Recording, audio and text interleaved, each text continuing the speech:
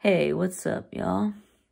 It's Michael Vick, live on VicTube, and today I am continuing my my preview and prediction series with the Georgia Tech Yellow Jackets, and head coach Geoff Collins is going into his third season in Atlanta, and he's a record of 6-16. That's 27.3%. Of course, Geoff Collins was hired in 2019 after Paul Johnson retired. So now under Collins, Tech has been moving away from the triple option and transforming it into a more of a pro style offense.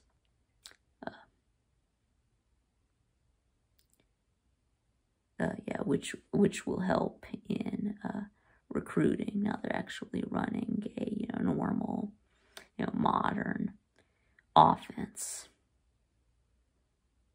and the transition hasn't been easy. Of course, first year 3-9, and then year 2 3-7.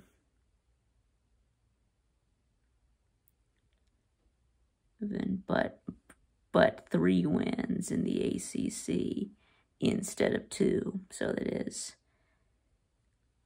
a little bit of an improvement.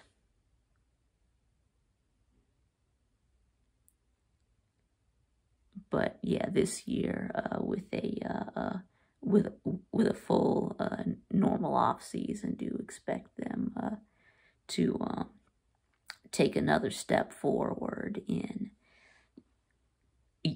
year 3. Anyway, so let's take a look at Georgia Tech's recent recruiting of their last 4 recruiting classes. So in 2018, this is the last recruiting class under Paul Johnson. They signed the 44th ranked class. And then 2019, Ib Collins' first recruiting cycle, they signed the number 50 class. And then 2020, the number 27 class. So that's a big improvement. But unfortunately, they did regress in 2021 with the number 48 class.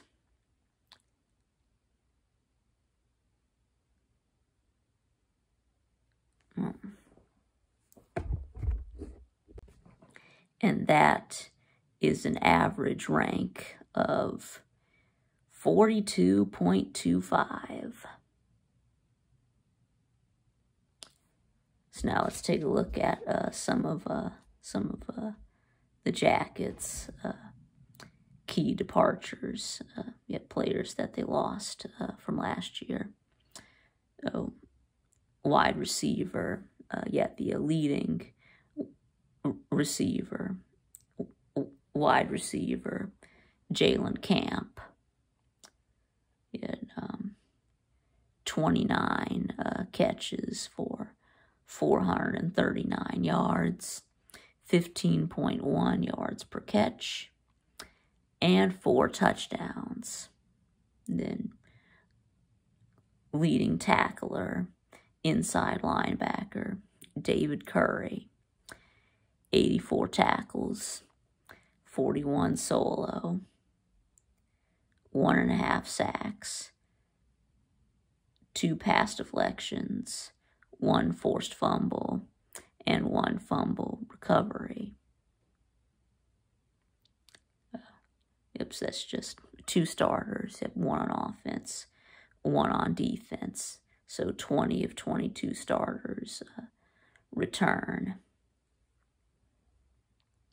Let's look at that, some of their key additions that they got through the transfer portal. They did bring in kicker Brent Cimaglia from Tennessee, to help out their woeful kicking game from last year. So they bring in the veteran kicker Cimaglia. So I did include both of his stats from 2020 and 2019 because the 2020 stats might say, well, he's not very good either. But it wasn't his best year last year. So, and then 2020, he was 19 of 20 on extra points. That's 95%. And he was 5 of 9 on field goals. That's 55.6%. And he scored 34 total points. And in 2019, 35 for 35 on extra points and 23 of 27 on field goals. That's 85.2%. So he is a solid kicker. And also 104 total points. And then wide receiver Cyric McGowan, the transfer from Northwestern. He was Northwestern's second leading receiver.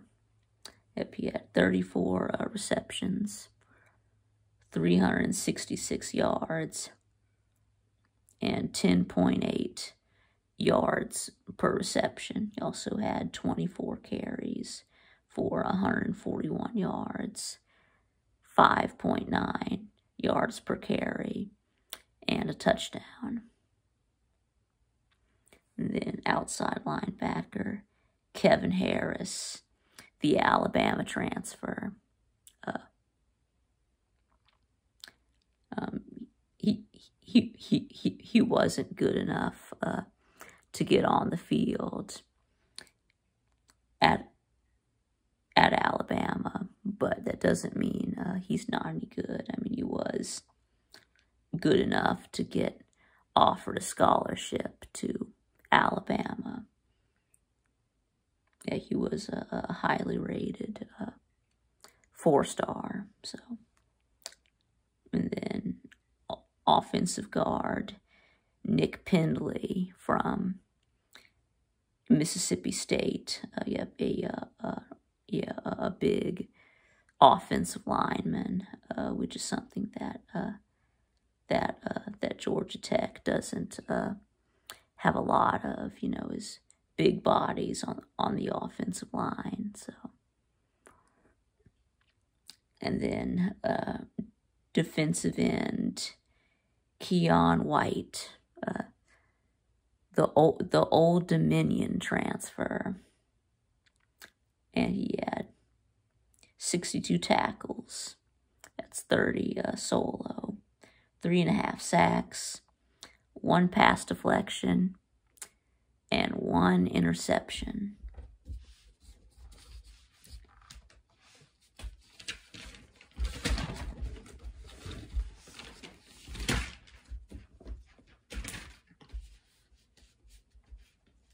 Okay, and now let's talk about their impact players for 2021. So first up, at quarterback, Jeff Sims.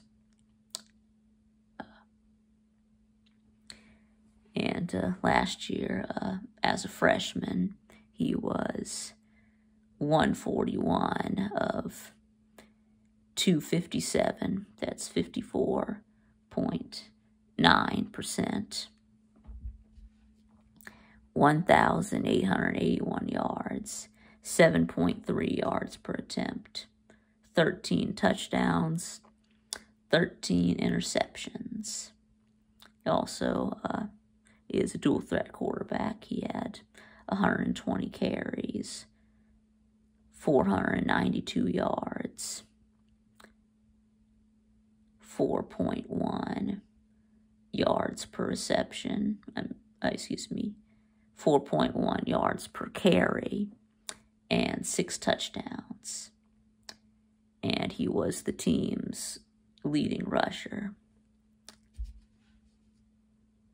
And then running back Jahmyr Gibbs, 89 carries, 460 yards, 5.2 yards per carry, and 4 touchdowns.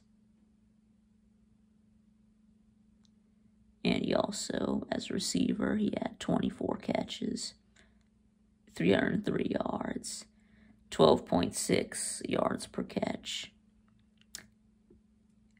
and 3 touchdowns. And then include Cedric McGowan, the Northwestern transfer. Yep, I already read his stats. And then wide receiver Malachi Carter, had 20 receptions, 290 yards, 14.5 yards per reception, and 3 touchdowns. And then over on the defense, we got inside linebacker Quez Jackson. He had, he was the second leading tackler on the team last year. He had 80 tackles, 45 of them solo, 1 sack, 3 pass deflections, 2 interceptions, and 1 fumble recovery. And then safety, Wanye Thomas, 59 tackles, 38 solo, 2 pass deflections, 1 interception, and 2 forced fumbles. And then defensive tackle, DeJymin Brooks. Yep, he's the big guy. Yep, the anchor of the defense. He had 30 tackles, and 13 of them solo, 1 sack, 1 pass deflection, and 1 1 fumble recovery. And then cornerback Zamari Walton, he had 36 tackles, 24 solo, 5 pass deflections, 2 interceptions, and 1 fumble recovery. And he also got a touchdown, a scoop and score off of that fumble recovery.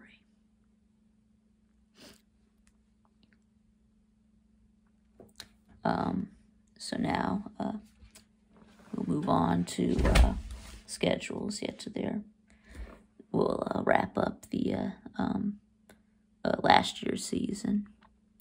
And then, so then he started out week 1 with a win over Florida State at 16-13. It was a struggle, but still a win. Pulled off an opening game upset. And then in home against UCF, you got destroyed. Which the game was actually close going into the 4th quarter, but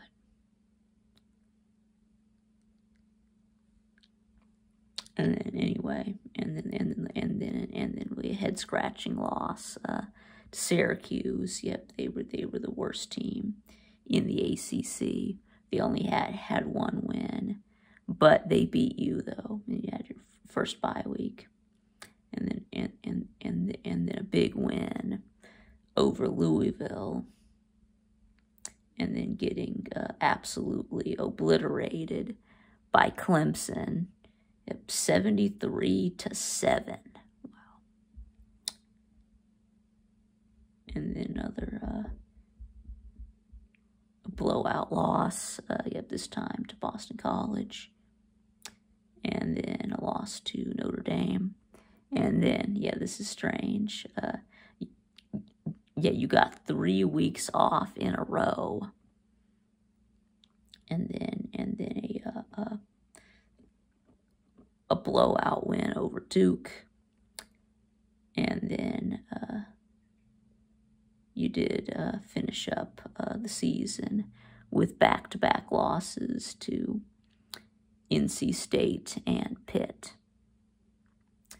And then you had you were supposed to play Miami to end the season, but it got canceled. So 3-7 and 3-6 in the ACC. So now let's talk about your schedule for this year. Now there's a lot of reason for optimism. Like unlike last year, this year you're getting a normal off season, with spring practice and a spring game. And Jeff Sims was a freshman last year, so he's going to be better. He's going to have progressed from freshman to sophomore year, and of course the 20 starters returning, and a lot of players that you got from the transfer portal. So there's a lot of reason for optimism this year. So you start out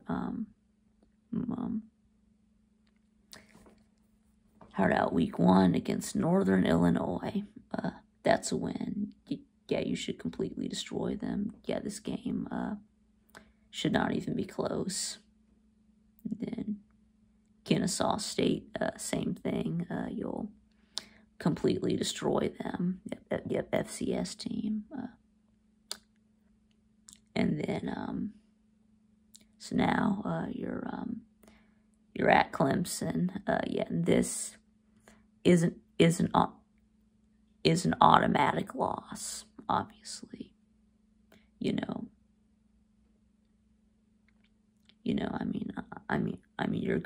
You're gonna get destroyed. There's really nothing you can do about it. And the next, play North Carolina. Now a lot of people are really high on North Carolina this year. So I think this is a loss. And then Pitt. And then I think against Pitt, you get your revenge. Revenge game from last year. And I think you beat them. And then next you're at Duke. You blew out Duke last year. Duke is terrible. That's a win. And then that takes you into your bye week. Come out of your bye week and you're at Virginia. You play the Virginia schools in back-to-back weeks. Home against at Virginia, home against Virginia Tech. So I do have you going 1-1 here. You do lose to Virginia because it's on the road. Then I do have you coming back home and beating Virginia Tech. I think that Virginia Tech is not very good. Yeah, their coach is on the hot seat, so I have that as a win. And then now you're at Miami. Yep, that's an automatic L. And then Boston College. You actually do have you with a with an upset at home against Boston College. I think you avenge another loss from last year, and then I have you finishing up with back-to-back losses at Notre Dame and then at home against your big brother. Yep, my Georgia Bulldogs. Yeah, so get ready for back-to-back ass whoopings.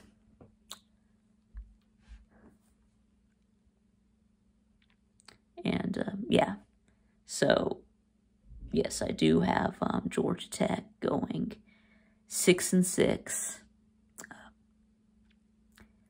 and 4-4 in the ACC.